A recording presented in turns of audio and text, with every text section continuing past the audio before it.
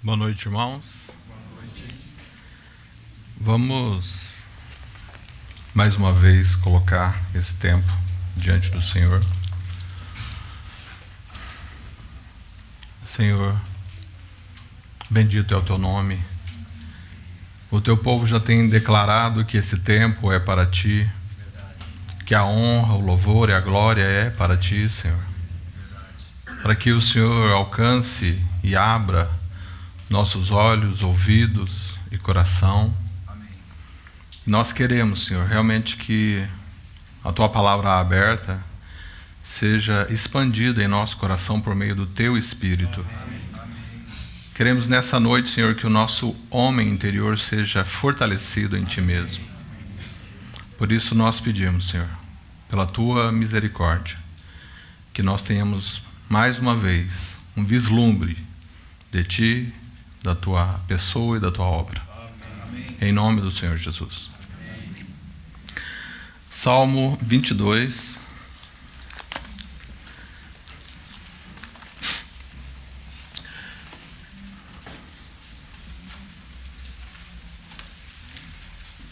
Às vezes, quando nós nos reunimos, é muito fácil da gente se distrair com qualquer coisa. Eu me lembro uma vez numa conferência que o irmão estava falando algo muito profundo, muito rico, e havia um projetor atrás dele, e de repente saiu uma lagartixa de trás. Você não consegue concorrer com a lagartixa. Então eu estou falando isso porque enquanto a gente está aqui, às vezes chega algum irmão, às vezes você lembra de alguma coisa que você tem que fazer amanhã. Às vezes você percebe que você não está acompanhando o que está sendo dito. Mas então isso aí é uma responsabilidade tua. Traz a sua mente de volta.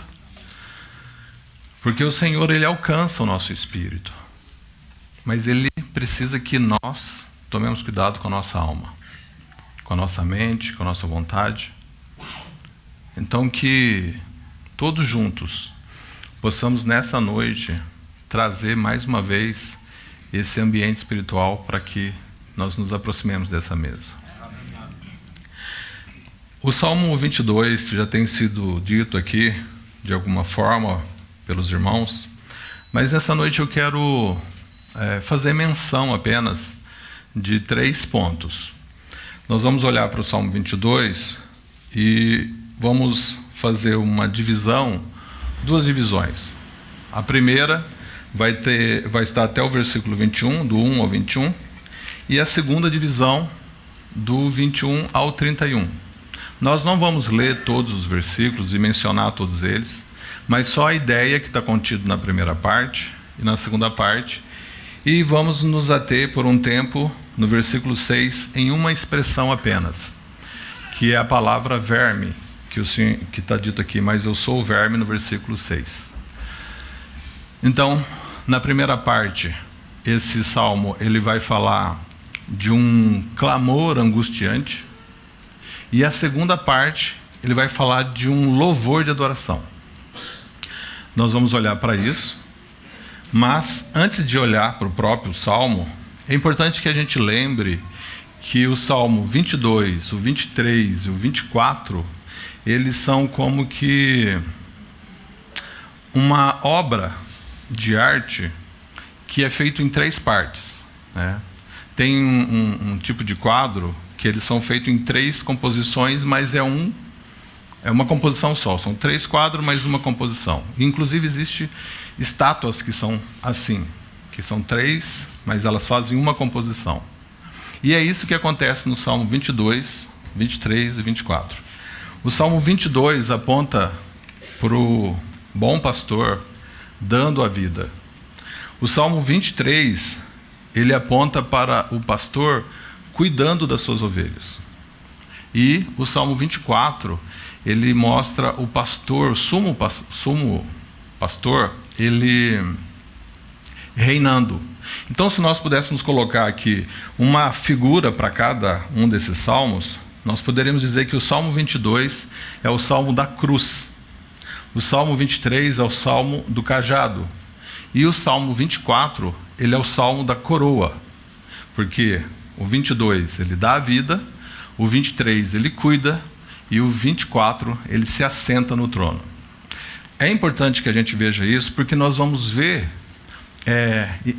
essa questão do trono e da morte já no Salmo 22.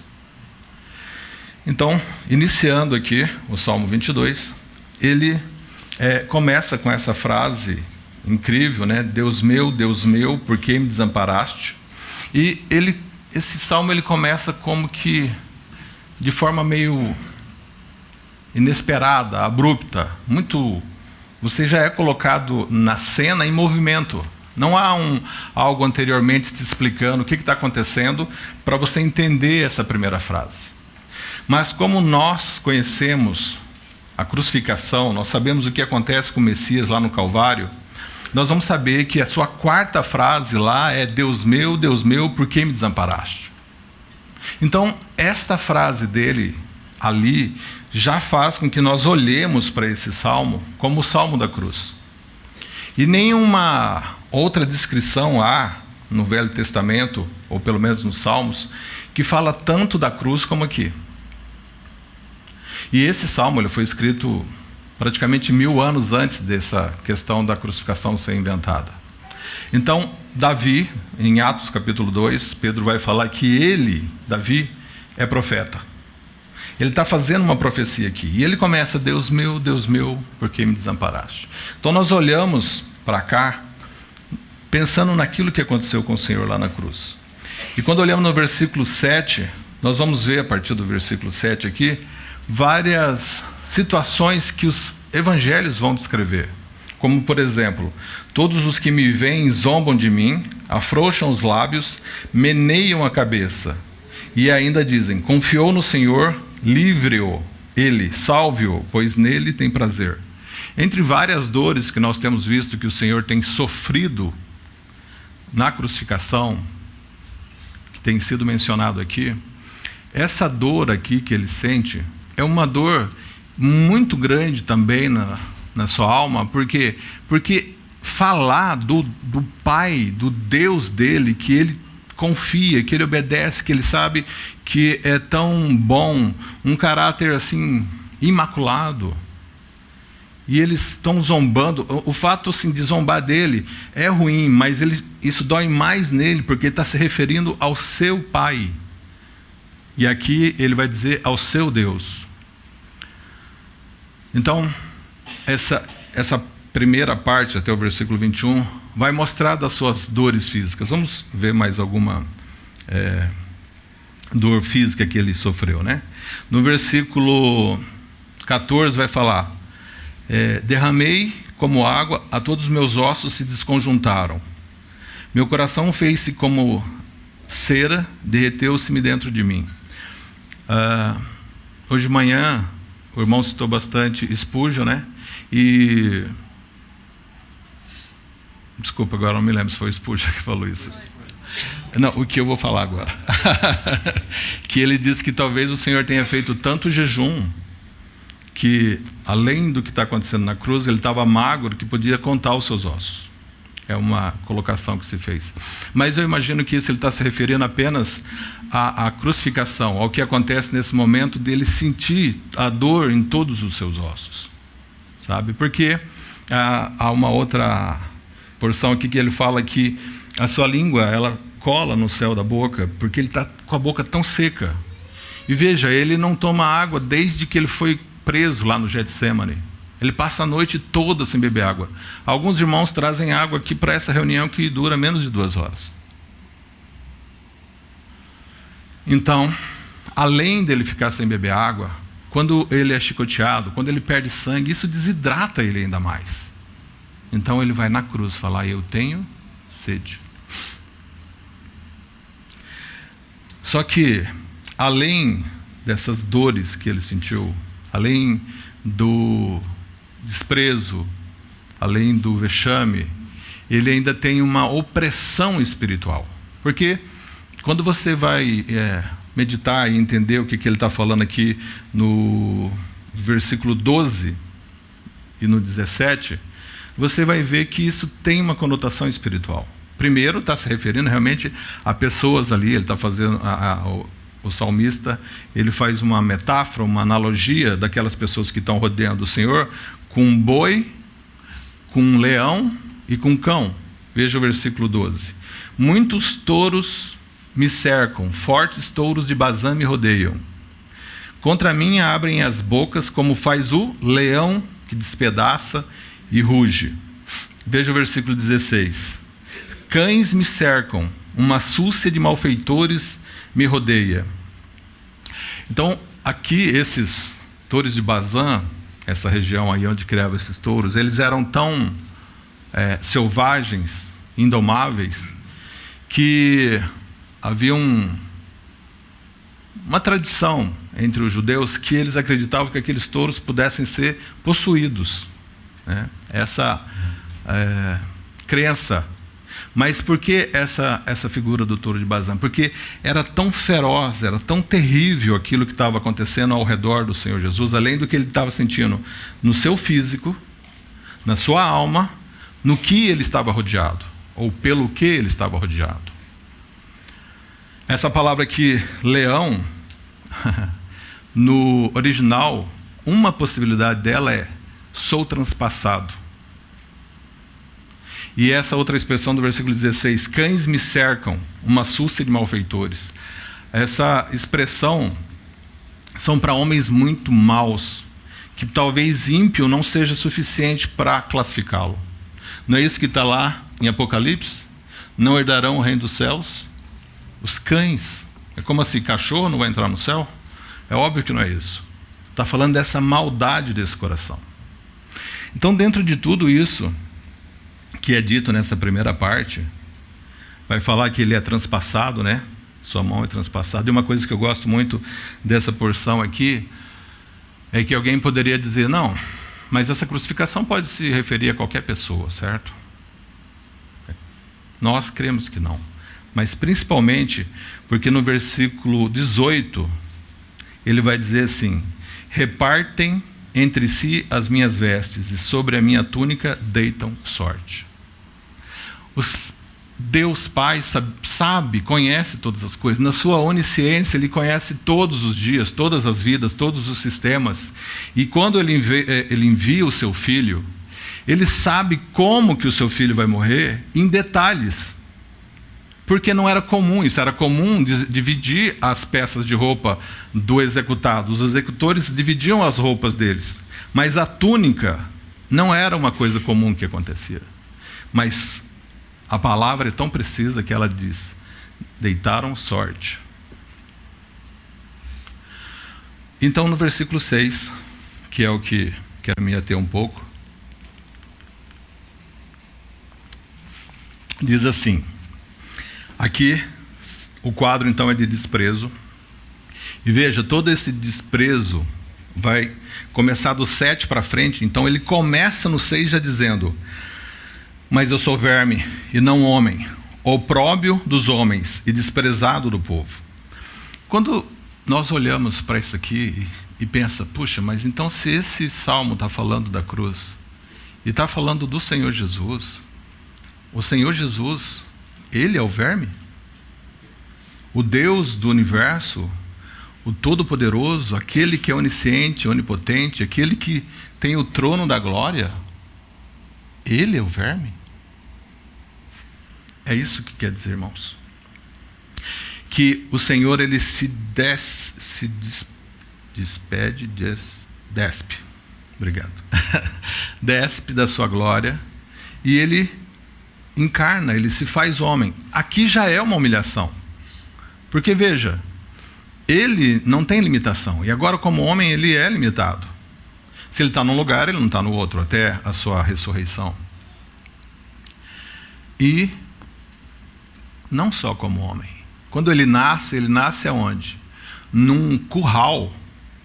Eu acho que nenhuma mãe teria uma opção de ter o filho num curral. E quanto mais o bebê acabou de nascer, pegar ele e colocar dentro de um coxo, porque manjedoura, irmão, se você não sabe, significa coxo, onde o animal come, onde ele se alimenta. É ali que o Senhor Jesus iniciou a sua vida.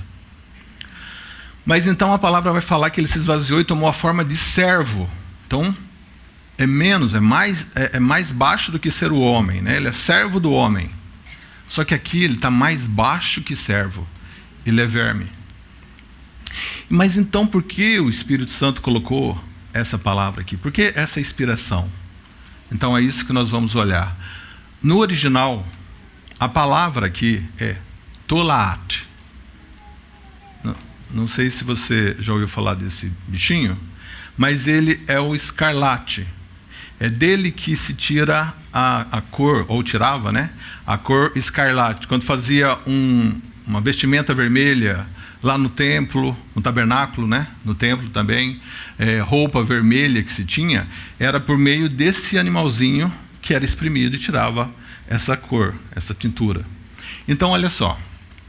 Como que ele faz? Como que esse animalzinho fazia? Quando ele vencia a sua vida, quando ele cumpria a sua missão aqui na terra, ele procurava uma madeira, uma árvore, um madeiro, e ali ele ia e se prendia o seu corpo nesse madeiro.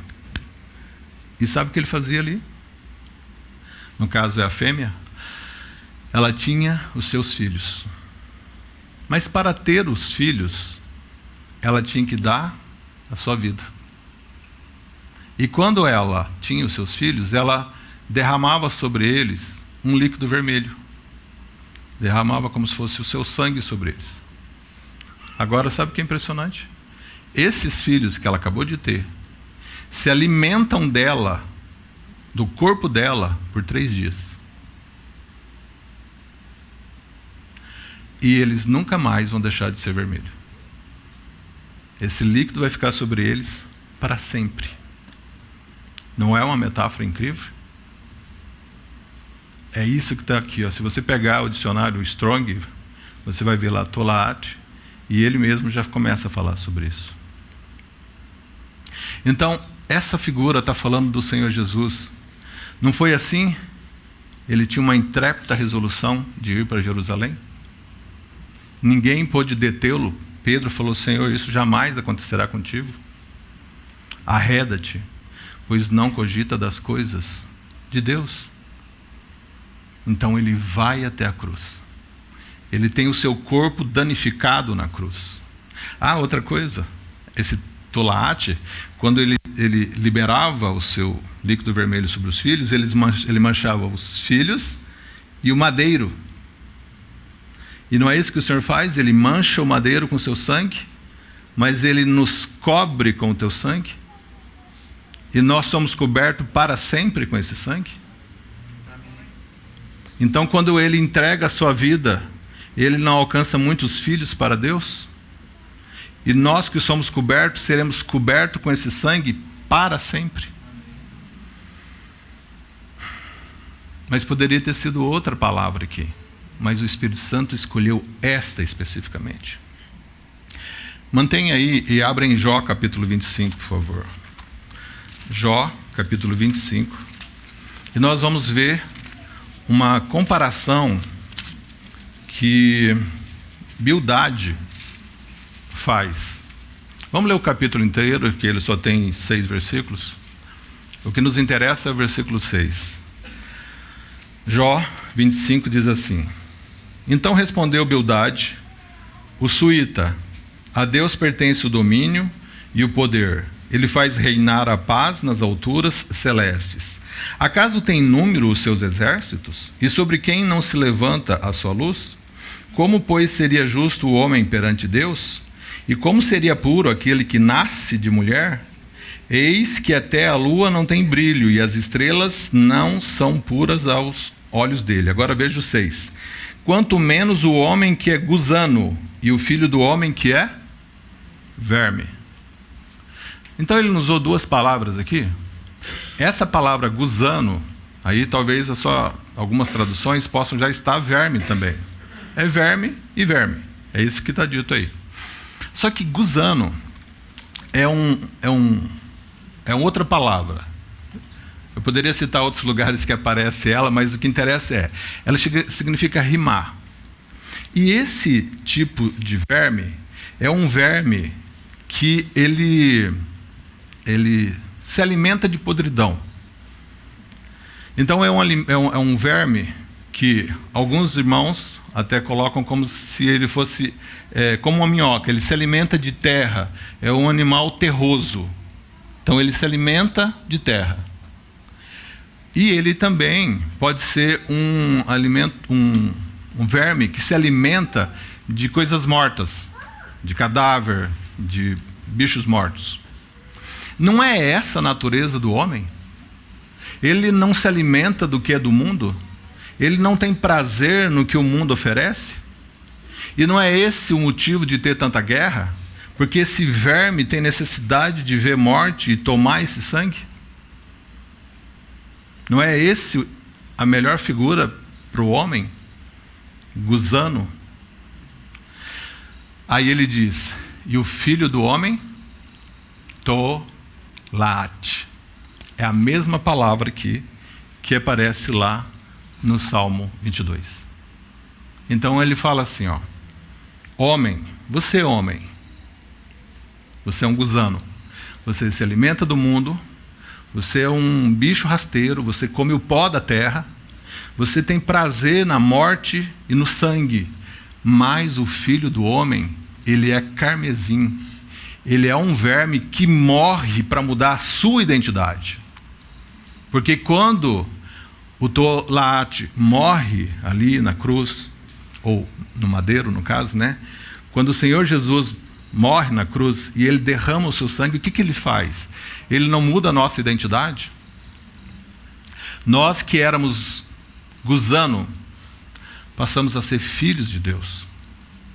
É isso que ele faz com esse sangue derramado. Ele traz essa redenção e muda a nossa identidade. E para encerrarmos, acontece algo no versículo 21, porque o 21, ele começa de um jeito e termina de outro jeito.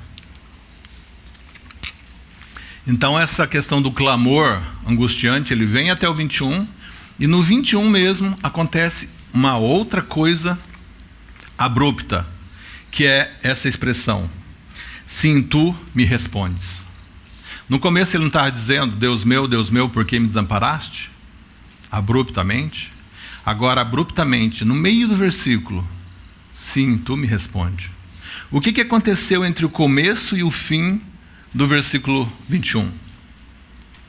Sabe o que aconteceu aí? A ressurreição. Se na primeira parte fala sobre a sua morte, aqui fala da sua ressurreição. A ressurreição é esse elo invisível que liga a cruz ao trono. É isso que se dá exatamente aqui. E o que acontece agora? Aquele que era um sofredor solitário passa a ser um líder de uma grande congregação. Olha só na sequência. 22. A meus irmãos declararei o teu nome, cantarei louvores no meio da congregação. E essa congregação, ela é composta, primeiro ali, do povo judeu, e depois de todos os povos. Começa com Jacó, com Israel, mas ninguém vai ficar de fora, veja bem. Versículo 23, vós que temeis o Senhor, louvai-o, glorificai-o, vós todos descendência de Jacó, reverenciai-o, vós todos posteridades de Israel. E nós, onde que nós estamos? Nós estamos aqui no versículo 27. Lembrar-se-ão do Senhor e a ele se converterão os confins da terra. Perante ele se prostrarão todas as famílias das nações. Aqui o Senhor está cumprindo essa profecia, essa promessa que foi dada a Abraão, que nele seria bendito todas as famílias da terra. E como é que todas as famílias da terra seriam benditas? Em Abraão, por meio do sacrifício do Senhor Jesus na cruz.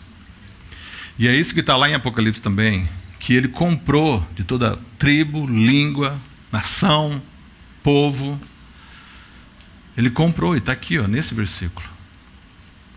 Então aquele que estava sozinho no madeiro, agora habita. E o Salmo Esse salmo aqui é citado em Hebreus capítulo 2, quando, a partir do versículo 9, que fala que ele não se envergonhou de chamar de irmãos. Então, essa passagem em Hebreus vem fortalecer que é o Senhor Jesus, no meio da congregação, chamando nós de irmãos. Porque ele, como primogênito, se torna o unigênito, trazendo para a família de Deus todos nós. Então, o supremo propósito de Deus é visto aqui em um relance, porque o grande propósito de Deus que é ter uma grande família, e que o Senhor Jesus é ter um corpo onde Ele é o cabeça, e o Espírito Santo tem um templo de habitação onde o Senhor Jesus é a pedra angular, é aqui, ó. Aqui já está apontando para isso. E Ele chama a cada um de nós de irmãos, porque esse é o propósito que vai satisfazer o coração de Deus. E para encerrarmos, o versículo 31, ele termina assim. Assim termina o Salmo. Onde vir e anunciar a justiça dele ao povo que há de nascer, contarão que foi ele quem o fez.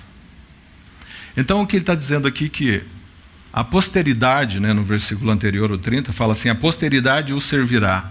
Ou seja, todos aqueles filhos que foram cobertos com esse sangue, todos aqueles que o Tolaate conseguiu cobrir com seu sangue e é coberto para sempre, agora servirão aquele que está sentado no trono.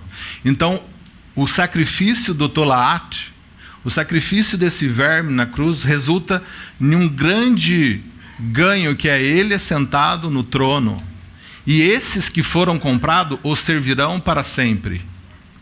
Agora, quando olhamos para essa última expressão, para essa última palavra que tem que falar, foi ele quem o fez, essa expressão é a mesma expressão que o Senhor Jesus disse no 7º brado na cruz. No 7º? No 6º. Quando ele diz, tetelestai. Porque foi ele quem o fez, quer dizer, foi ele quem consumou, foi ele quem executou, foi ele quem efetuou, foi ele quem terminou, foi ele quem concluiu. Então, essa expressão mostra que toda a justiça do coração do Pai foi plenamente cumprida, saciada. Não ficou faltando nada. Nesse sacrifício não há nenhum complemento, não há nenhum acréscimo, não falta nada. Ele é perfeito, ele é completo, ele é pleno, ele é único e ele é eterno. Nunca terá que ser feito um outro sacrifício. Hebreus fala de um sacrifício eterno. Esse sacrifício eterno, ele compreende toda a eternidade. Porque nós, às vezes, podemos pensar assim, o Senhor fez esse sacrifício há 2000 anos atrás. Então, de quando ele fez esse sacrifício para frente, tudo está coberto. Não, isso é tempo. Isso é tempo. Começou e foi para frente. Eterno não tem começo. Eterno entra numa dimensão que a gente não conhece ainda, a gente só ouve falar. Esse sacrifício, nós ouvimos assim que o Cordeiro foi conhecido antes da fundação do mundo. O sangue do Cordeiro foi conhecido antes da fundação do mundo. Mas quando ele efetua no tempo o seu sacrifício cobre toda a eternidade. E é esse sacrifício que cobriu cada um desses que estão aqui nessa noite, e estamos cobertos para sempre. Assim como aqueles animaizinhos, filhotes, né, alimentavam do corpo da sua mãe. Eu não encontrei, mas vou deduzir que eles se alimentavam do sangue da sua mãe também. Nós podemos mencionar que nós, mais uma vez, podemos nos alimentar do corpo e beber do sangue, que é verdadeira comida e verdadeira bebida. Amém.